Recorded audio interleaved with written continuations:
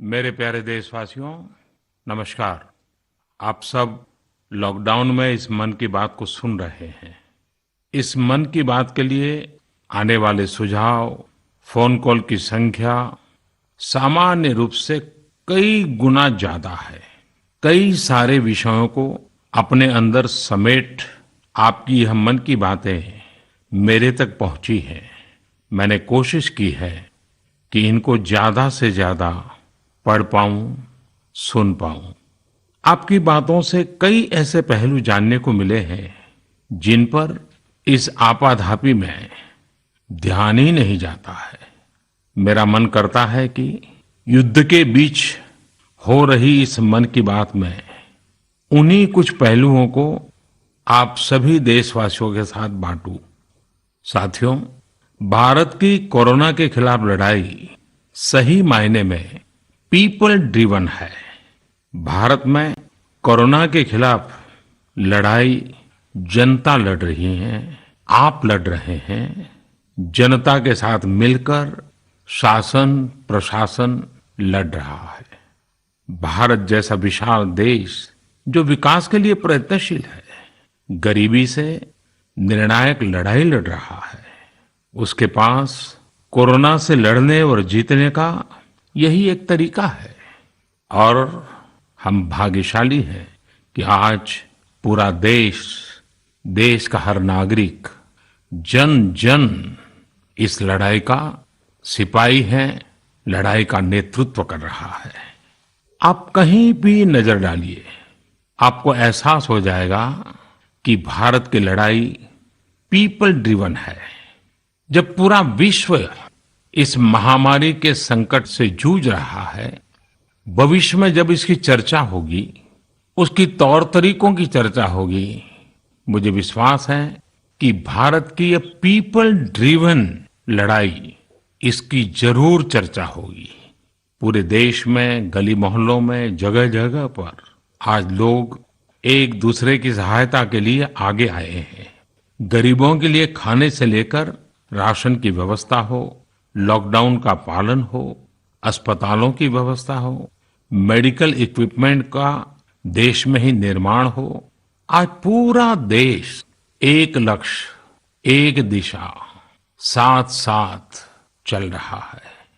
ताली, थाली, दिया, मोमबत्ती, इन सारी चीजों ने जो भावनाओं को जन्म दिया, जिस जज्बे से देशवासियों ने कुछ न कुछ करने की ठान ली, हर किसी को इन बातों ने प्रेरित किया है।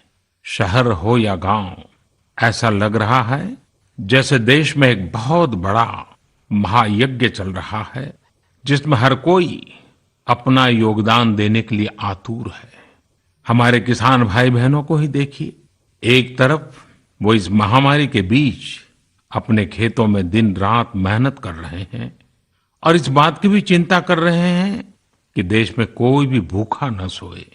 हर कोई अपने सामर्थ्य के हिसाब से इस लड़ाई को लड़ रहा है। कोई किराया माफ कर रहा है, तो कोई अपनी पूरी पेंशन या पुरस्कार में मिली राशि को पीएम केयर्स में जमा करा रहा है। कोई खेत की सारी सब्जियां दान दे रहा है, तो कोई हर रोज सैकड़ों गरीबों को मुफ्त भोजन करा रहा है। कोई मास्क बना रहा है। कहीं हमारे मजदूर भाई बहन क्वारंटीन में रहते हुए जिस स्कूल में रह रहे हैं, उसकी रंगाई पुताई कर रहे हैं।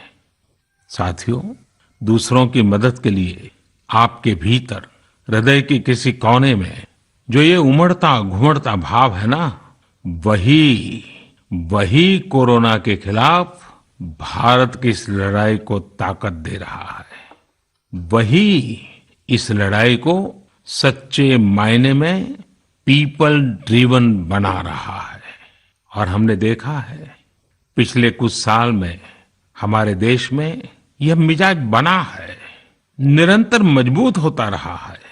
चाहे करोड़ों लोगों का गैस सब्सिडी छोड़ना हो, लाखों सीनियर सिटीजन का रेलवे सब्सिडी छोड़ना हो, स्वच्छ भारत अभियान का नेतृत्व लेना हो, टॉयलेट बनाने हो, अनगिनत बातें ऐसी है। इन सारी बातों से पता चलता है हम सबको एक मन, एक मजबूत धागे से पिरो दिया है। एक होकर देश के लिए कुछ करने की प्रेरणा दी है। मेरे प्यारे देशवासियों, मैं पूरी नम्रता पूर्वक, बहुत ही आदर के साथ आज 130 करोड़ देशवासियों की इस भावना को सर झुका करके नमन करता हूं। आप अपनी भावना के अनुरूप देश के लिए अपनी रुचि के हिसाब से, अपने समय के अनुसार कुछ कर सके, इसके लिए सरकार ने एक डिजिटल प्लेटफॉर्म भी तैयार किया है। ये प्लेटफॉर्म है covidwarriors.gov.in। मैं दोबारा बोलता हूं, covidwarriors.gov.in। सरकार ने इस प्लेटफॉर्म के माध्यम से तमाम सामाजिक संस्थाओं के वॉलंटियर्स, सिविल सोसाइटी के प्रतिनिधि और स्थानीय प्रशासन को एक दूसरे से जोड़ दिया है। बहुत ही कम समय में इस पोर्टल से 1.25 करोड़ लोग जुड़ चुके हैं। इनमें डॉक्टर, नर्सिस से लेकर हमारी आशा, एएनएम बहनें, हमारे एनसीसी, एनएसएस के साथी, अलग अलग फील्ड के तमाम प्रोफेशनल्स, उन्होंने इस प्लेटफॉर्म को अपना प्लेटफॉर्म बना लिया है। ये लोग स्थानीय स्तर पर क्राइसिस मैनेजमेंट प्लान बनाने वालों में और उसकी पूर्ति में भी बहुत मदद कर रहे हैं। आप भी covidwarriors.gov.in से जुड़कर देश की सेवा कर सकते हैं, कोविड वॉरियर बन सकते हैं। साथियों, हर मुश्किल हालात, हर लड़ाई कुछ न कुछ सबक देती है, कुछ न कुछ सिखा करके जाती है, सीख देती है, कुछ संभावनाओं के मार्ग बनाती है और कुछ नई मंजिलों की दिशा भी देती है। इस परिस्थिति में आप सब देशवासियों ने जो संकल्प शक्ति दिखाई है, उससे भारत में एक नए बदलाव की शुरुआत भी हुई है। हमारे बिजनेस, हमारे दफ्तर, हमारे शिक्षण संस्थान, हमारा मेडिकल सेक्टर, हर कोई तेजी से नए तकनीकी बदलावों की तरफ भी बढ़ रहे हैं। टेक्नोलॉजी के फ्रंट पर तो वाकई ऐसा लग रहा है कि देश का हर इनोवेटर नई परिस्थितियों के मुताबिक कुछ न कुछ नया निर्माण कर रहा है। साथियों, देश जब एक टीम बनकर के काम करता है, तब क्या कुछ होता है, ये हम अनुभव कर रहे हैं। आज केंद्र सरकार हो, राज्य सरकार हो, इनका हर एक विभाग और संस्थान राहत के लिए मिलजुल करके पूरी स्पीड से काम कर रहे हैं। हमारे एविएशन सेक्टर में काम कर रहे लोग हों, रेलवे कर्मचारी हो, ये दिन रात मेहनत कर रहे हैं ताकि देशवासियों को कम से कम समस्या हो। आप में से शायद बहुत लोगों को मालूम होगा कि देश के हर हिस्से में दवाइयों को पहुंचाने के लिए लाइफलाइन उड़ान नाम से एक विशेष अभियान चल रहा है। हमारे इन साथियों ने इतने कम समय में देश के भीतर ही 3 लाख किलोमीटर की हवाई उड़ान भरी है और 500 टन से अधिक मेडिकल सामग्री देश के कोने कोने में आप तक पहुंचाया है। इसी तरह रेलवे के साथी लॉकडाउन में भी लगातार मेहनत कर रहे हैं ताकि देश के आम लोगों को जरूरी वस्तुओं की कमी ना हो।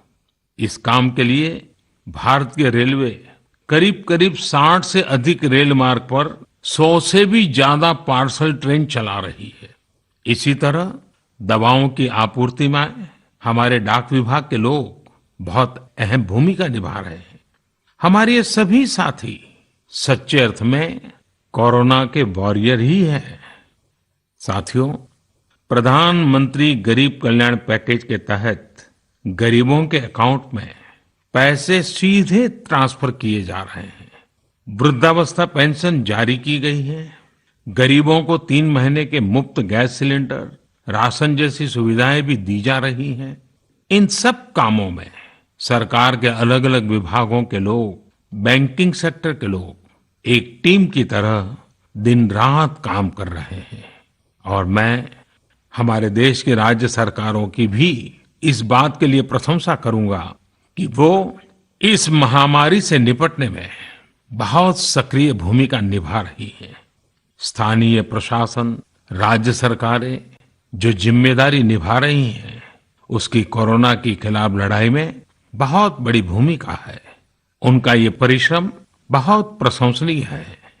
मेरे प्यारे देशवासियों, देश भर से स्वास्थ्य सेवाओं से जुड़े लोगों ने अभी हाल ही में जो अध्यादेश लाया गया है, उस पर अपना संतोष व्यक्त किया है। इस अध्यादेश में कोरोना वॉरियर्स के साथ हिंसा, उत्पीड़न और उन्हें किसी रूप में चोट पहुंचाने वालों के खिलाफ बेहद सख्त सजा का प्रावधान किया गया है।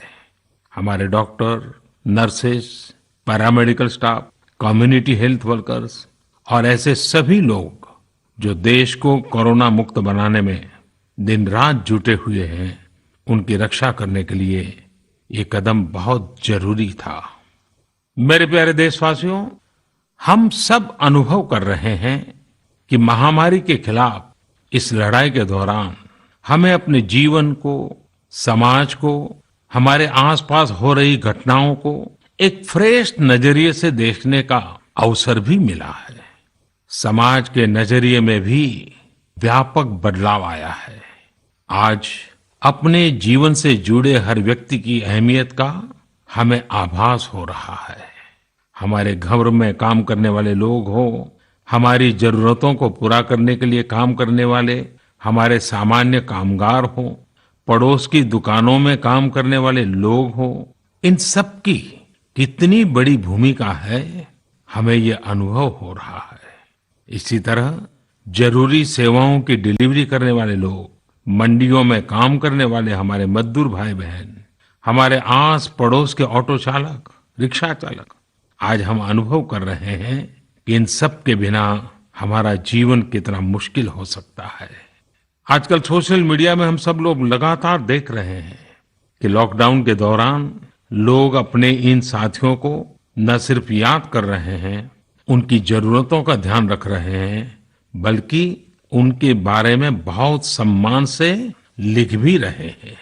आज देश के हर कोने से ऐसी तस्वीरें आ रही हैं कि लोग सफाई कर्मियों पर पुष्प वर्षा कर रहे हैं। पहले उनके काम को संभवतः आप भी कभी नोटिस नहीं करते थे। डॉक्टर हो, सफाई कर्मी हो, अन्य सेवा करने वाले लोग हो, इतना ही नहीं, हमारी पुलिस व्यवस्था को लेकर भी आम लोगों के सोच में काफी बदलाव हुआ है। पहले पुलिस के विषय में सोचते ही नकारात्मकता के सिवाय हमें कुछ नजर नहीं आता था। हमारे पुलिसकर्मी आज गरीबों, जरूरतमंदों को खाना पहुंचा रहे हैं, दवा पहुंचा रहे हैं। जिस तरह से हर मदद के लिए पुलिस सामने आ रही है, इससे पुलिसिंग का मानवीय और संवेदनशील पक्ष हमारे सामने उभर करके आया है, हमारे मन को झकझोर दिया है, हमारे दिल को छू लिया है। एक ऐसा अवसर है जिसमें आम लोग पुलिस से भावात्मक तरीके से जुड़ रहे हैं। हमारे पुलिस कर्मियों ने इसे जनता की सेवा के एक अवसर के रूप में लिया है और मुझे पूरा विश्वास है इन घटनाओं से आने वाले समय में सच्चे अर्थ में बहुत ही सकारात्मक बदलाव आ सकता है और हम सब ने इस सकारात्मकता को कभी भी नकारात्मकता के रंग से रंगना नहीं है। साथियों, हम अक्सर सुनते हैं प्रकृति, विकृति और संस्कृति। इन शब्दों को एक साथ देखें और इसके पीछे के भाव को देखें तो आपको जीवन को समझने का भी एक नया द्वार खुलता हुआ दिखेगा। अगर मानव प्रकृति की चर्चा करें तो ये मेरा है, मैं इसका उपयोग करता हूं। इसको और इस भावना को बहुत स्वाभाविक माना जाता है, किसी को इसमें कोई ऐतराज नहीं होता। इसे हम प्रकृति कह सकते हैं। लेकिन जो मेरा नहीं है, जिस पर मेरा हक नहीं है, उसे मैं दूसरे से छीन लेता हूं, उसे छीनकर उपयोग में लाता हूं तो हम इसे विकृति कह सकते हैं। इन दोनों से परे, प्रकृति और विकृति से ऊपर जब कोई संस्कारित मन सोचता है या व्यवहार करता है तो हमें संस्कृति नजर आती है। जब कोई अपने हक की चीज, अपनी मेहनत से कमाई चीज, अपने लिए जरूरी चीज, कम हो या अधिक, इसकी परवाह किए बिना किसी व्यक्ति की जरूरत को देखते हुए खुद की चिंता छोड़कर अपने हक के हिस्से को बांट करके किसी दूसरे की जरूरत पूरी करता है, वही तो संस्कृति है। साथियों, जब कसौटी का काल होता है तब इन गुणों का परीक्षण होता है। आपने पिछले दिनों देखा होगा कि भारत ने अपने संस्कारों के अनुरूप, हमारी सोच के अनुरूप, हमारी संस्कृति का निर्वहन करते हुए कुछ फैसले लिए। संकट की इस घड़ी में दुनिया के लिए भी, समृद्ध देशों के लिए भी दवाइयों का संकट बहुत ज्यादा रहा है। एक ऐसा समय है कि अगर भारत दुनिया को दवाइयां न भी दे तो कोई भारत को दोषी नहीं मानता। हर देश समझ रहा है कि भारत के लिए भी उसकी प्राथमिकता अपने नागरिकों का जीवन बचाना है। लेकिन साथियों, भारत ने प्रकृति विकृति की सोच से परे होकर फैसला लिया। भारत ने अपनी संस्कृति के अनुरूप फैसला लिया। हमने भारत की आवश्यकताओं के लिए जो करना था उसका प्रयास तो बढ़ाया ही, लेकिन दुनिया भर से आ रही मानवता की रक्षा की पुकार पर भी पूरा ध्यान दिया।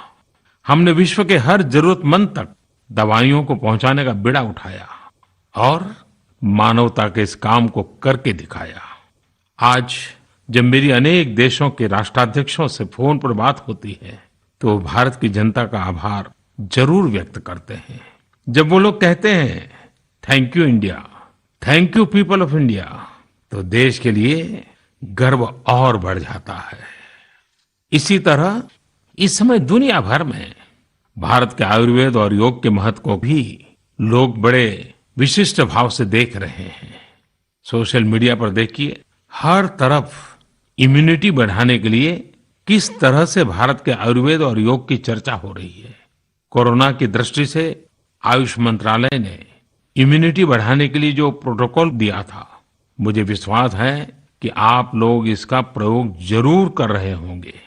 गर्म पानी, काढ़ा और जो अन्य दिशा निर्देश आयुष मंत्रालय ने जारी किए हैं वो आप अपनी दिनचर्या में शामिल करेंगे तो आपको बहुत लाभ होगा। साथियों, वैसे ये दुर्भाग्य रहा है कि कई बार हम अपनी ही शक्तियां और समृद्ध परंपराओं को पहचानने से इनकार कर देते हैं। लेकिन जब विश्व का कोई दूसरा देश एविडेंस बेस्ड रिसर्च के आधार पर वही बात करता है, हमारी फॉर्मूला हमें सिखाता है, तो हम उसे हाथों हाथ ले लेते हैं। संभवतः इसके पीछे एक बहुत बड़ा कारण सैकड़ों वर्षों की हमारी गुलामी का कालखंड रहा है। इस वजह से कभी कभी हमें अपनी ही शक्ति पर विश्वास नहीं होता है, हमारा आत्मविश्वास कम नजर आता है। इसलिए हम अपने देश की अच्छी बातों को, हमारे पारंपरिक सिद्धांतों को एविडेंस बेस्ड रिसर्च के आधार पर आगे बढ़ाने के बजाय उसे छोड़ देते हैं, उसे हीन समझने लगते हैं। भारत की युवा पीढ़ी को अब इस चुनौती को स्वीकार करना होगा। जैसे विश्व ने योग को सहज स्वीकार किया है, वैसे ही हजारों वर्षों पुराने हमारे आयुर्वेद के सिद्धांतों को भी विश्व अवश्य स्वीकार करेगा।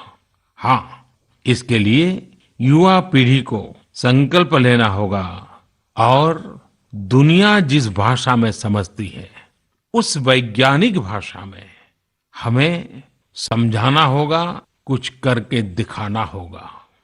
साथियों, वैसे कोविड-19 के कारण कई सकारात्मक बदलाव हमारे काम करने के तरीके, हमारी जीवन शैली और हमारी आदतों में भी स्वाभाविक रूप से अपनी जगह बना रहे हैं।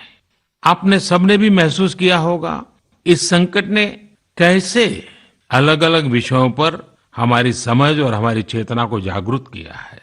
जो असर हमें अपने आसपास देखने को मिल रहे हैं, इनमें सबसे पहला है मास्क पहनना और अपने चेहरे को ढककर रखना। कोरोना की वजह से बदलते हुए हालात में मास्क भी हमारे जीवन का हिस्सा बन रहा है।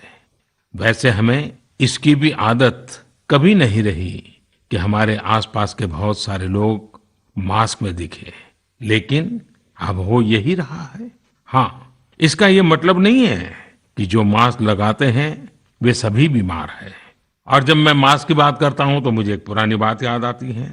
आप सबको भी याद होगा, एक जमाना था कि हमारे देश के कई ऐसे इलाके ऐसे होते थे कि वहां अगर कोई नागरिक फल खरीदता हुआ दिखता था तो आस पड़ोस के लोग उसको जरूर पूछते थे, क्या घर में कोई बीमार है? यानी फल मतलब बीमारी में ही खाया जाता है, ऐसी एक धारणा बनी हुई थी। हालांकि समय बदला और ये धारणा भी बदली। वैसे ही मास्क को लेकर भी धारणा अब बदलने वाली ही है। आप देखिएगा, मास्क अब सभ्य समाज का प्रतीक बन जाएगा। अगर बीमारी से खुद को बचना है और दूसरों को भी बचाना है तो आपको मास्क लगाना पड़ेगा। और मेरा तो सिंपल सुझाव रहता है, गमछा मुंह ढकना है। साथियों, हमारे समाज में एक और बड़ी जागरूकता ये आई है कि अब सभी लोग ये समझ रहे हैं कि सार्वजनिक स्थानों पर थूकने के क्या नुकसान हो सकते हैं। यहाँ वहाँ कहीं पर भी थूक देना गलत आदतों का हिस्सा बना हुआ था। ये स्वच्छता और स्वास्थ्य को गंभीर चुनौती भी देता था। वैसे एक तरह से देखें तो हम हमेशा से ही इस समस्या को जानते रहे, लेकिन ये समस्या समाज से समाप्त होने का नाम ही नहीं ले रही थी। अब वो समय आ गया है कि इस बुरी आदत को हमेशा हमेशा के लिए खत्म कर दिया जाए। कहते भी हैं कि बेटर लेट देन नेवर। तो देर भले हो गई हो, लेकिन अब ये थूकने की आदत छोड़ देनी चाहिए। ये बातें जहां बेसिक हाइजीन का स्तर बढ़ाएंगी, वहीं कोरोना संक्रमण को फैलने से रोकने में भी मदद करेगी। मेरे प्यारे देशवासियों, ये सुखद संयोग ही है कि आज जब आपसे मैं मन की बात कर रहा हूं तो अक्षय तृतीया का पवित्र पर्व भी है। साथियों, क्षय का अर्थ होता है विनाश, लेकिन जो कभी नष्ट नहीं हो, जो कभी समाप्त नहीं हो, वो अक्षय है। अपने घरों में हम सब इस पर्व को हर साल मनाते हैं, लेकिन इस साल हमारे लिए इसका विशेष महत्व है। आज के कठिन समय में यह एक ऐसा दिन है जो हमें याद दिलाता है कि हमारी आत्मा, हमारी भावना अक्षय है।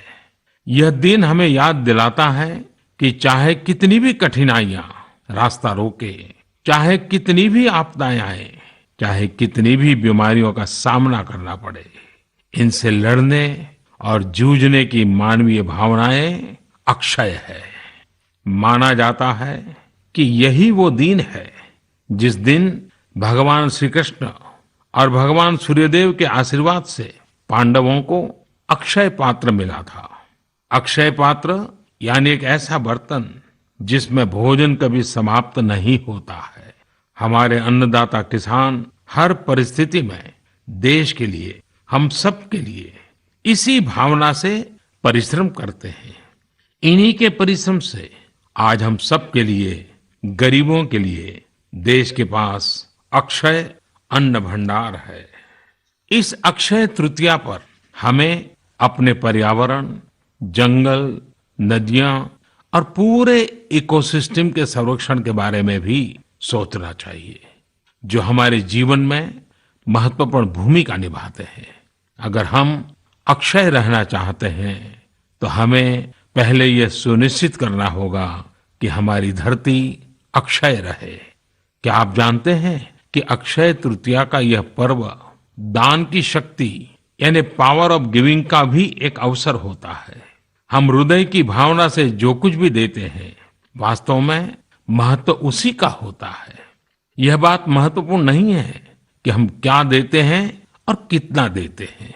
संकट के इस दौर में हमारा छोटा सा प्रयास हमारे आसपास के बहुत से लोगों के लिए बहुत बड़ा संबल बन सकता है।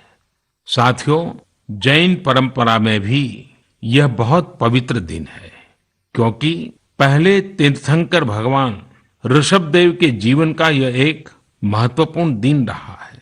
ऐसे में जैन समाज इसे एक पर्व के रूप में मनाता है और इसलिए ये समझना आसान है कि क्यों इस दिन को लोग किसी भी शुभ कार्य को प्रारंभ करना पसंद करते हैं।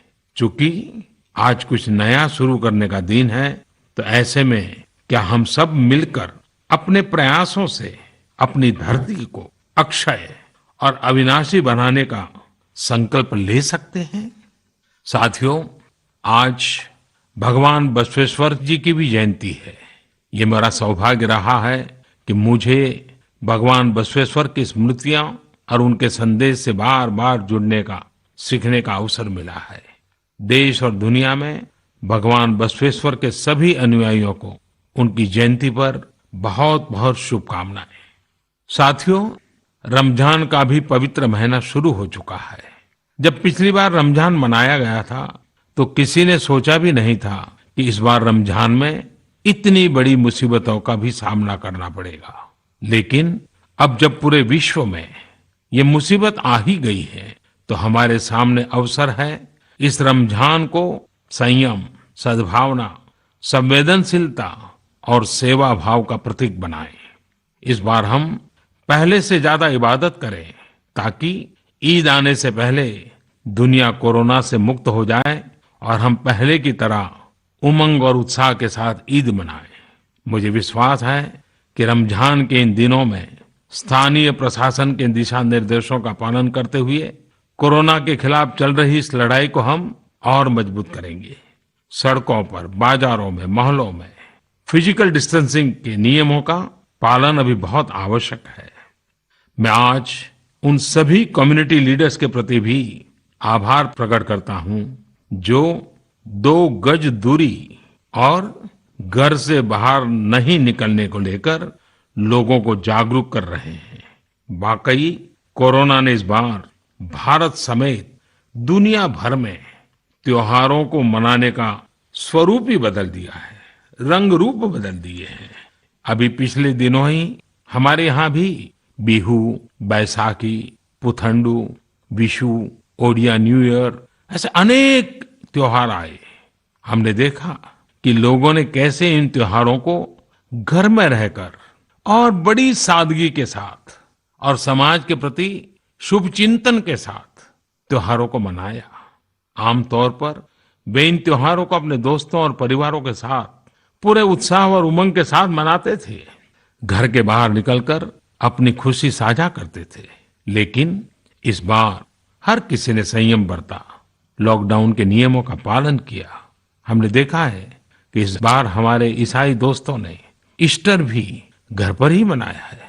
अपने समाज, अपने देश के प्रति ये जिम्मेदारी निभाना आज की बहुत बड़ी जरूरत है।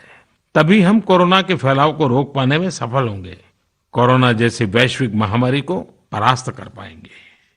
मेरे प्यारे देशवासियों, इस वैश्विक महामारी के संकट के बीच आपके परिवार के एक सदस्य के नाते, और आप सब भी मेरे ही परिवारजन हैं, तब कुछ संकेत करना, कुछ सुझाव देना, ये मेरा दायित्व भी बनता है।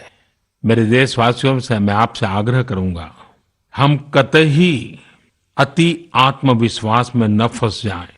हम ऐसा विचार न पाल लें कि हमारे शहर में, हमारे गांव में, हमारी गली में, हमारे दफ्तर में अभी तक कोरोना पहुंचा नहीं है, इसलिए अब पहुंचने वाला नहीं है। देखिए, ऐसी गलती कभी मत पालना। दुनिया का अनुभव हमें बहुत कुछ कह रहा है और हमारे यहाँ तो बार बार कहा जाता है, सावधानी हटी तो दुर्घटना घटी। याद रखिए, हमारे पूर्वजों ने हमें इन सारे विषयों में बहुत अच्छा मार्गदर्शन किया है। हमारे पूर्वजों ने कहा है, अग्नि ही शेषम ऋण शेषम व्याधि शेषम तथैव च पुनः पुनः प्रवर्धेत तस्मात् शेषम न कार्येत। अर्थात हल्के में लेकर छोड़ दी गई आग, कर्ज और बीमारी मौका पाते ही दोबारा बढ़कर खतरनाक हो जाती है। इसलिए इनका पूरी तरह उपचार बहुत आवश्यक होता है। इसलिए अति उत्साह में स्थानीय स्तर पर कहीं पर भी कोई लापरवाही नहीं होनी चाहिए। इसका हमेशा हमेशा हमने ध्यान रखना ही होगा। और मैं फिर एक बार कहूंगा, 2 गज दूरी बनाए रखिए, खुद को स्वस्थ रखिए। 2 गज दूरी बहुत है जरूरी। आप सबके उत्तम स्वास्थ्य की कामना करते हुए मैं मेरी बात को समाप्त करता हूं। अगली मन की बात के समय जब मिले तब इस वैश्विक महामारी से कुछ मुक्ति की खबरें दुनिया भर से आए, मानवजात इन मुसीबतों से बाहर आए, इसी प्रार्थना के साथ आप सबका बहुत बहुत धन्यवाद।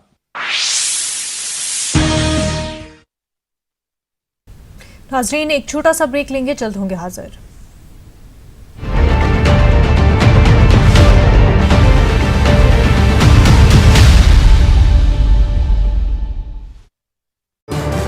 इस प्रोग्राम को पेश करने में ताउन कर रहे हैं my fair,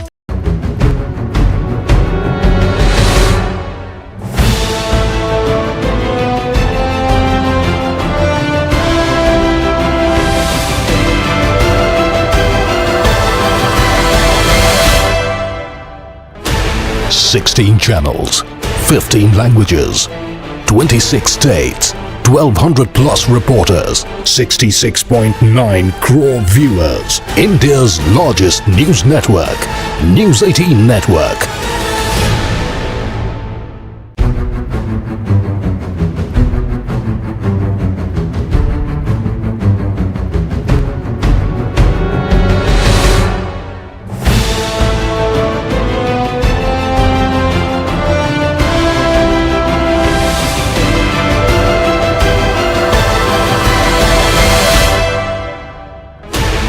$16 channels, 15 languages, 26 states, 1,200 plus reporters, 66.9 crore viewers. India's largest news network, News 18 Network.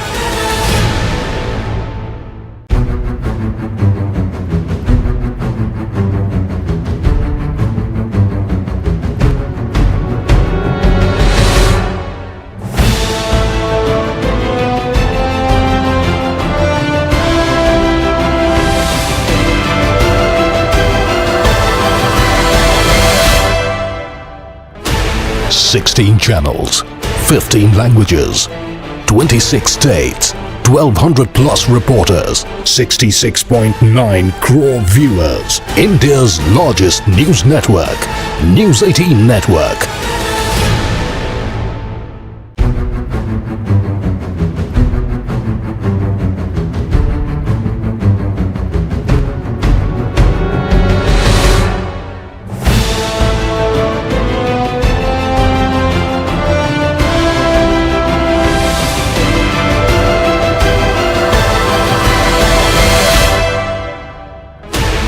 $16 channels, 15 languages, 26 states, 1,200 plus reporters, 66.9 crore viewers. India's largest news network, News 18 Network.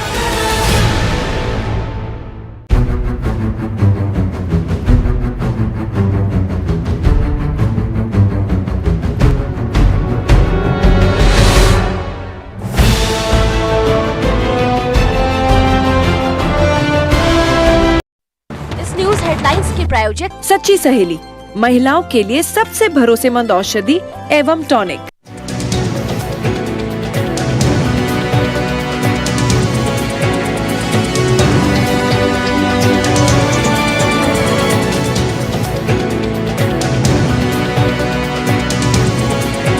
इस न्यूज हेडलाइंस के प्रायोजक सच्ची सहेली, महिलाओं के लिए सबसे भरोसेमंद औषधि एवं टॉनिक।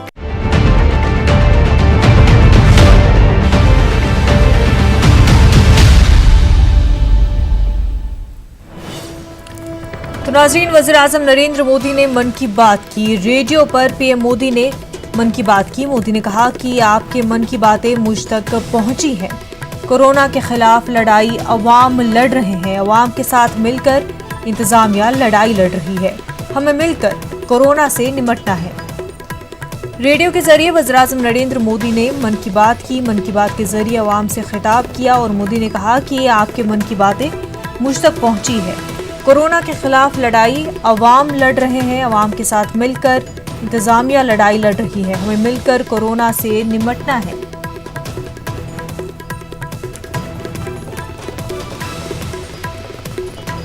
कोरोना वायरस को लेकर के वज़ीर-ए-आज़म नरेंद्र मोदी ने आज मन की बात की। मन की बात में उन्होंने कहा कि आपके मन की बातें मुझ तक पहुंची है। कोरोना के खिलाफ लड़ाई अवाम लड़ रहे हैं और अवाम के साथ इंतजामिया लड़ाई लड़ रही है। हम सबको मिलकर कोरोना से निपटना है।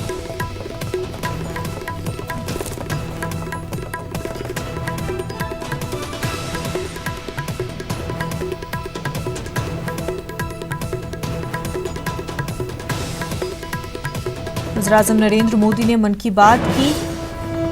रमजान का भी पवित्र महीना शुरू हो चुका है।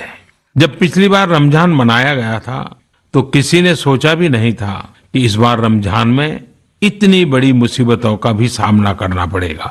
लेकिन अब जब पूरे विश्व में ये मुसीबत आ ही गई है तो हमारे सामने अवसर है इस रमजान को संयम, सद्भावना, संवेदनशीलता और सेवा भाव का प्रतीक बनाएं।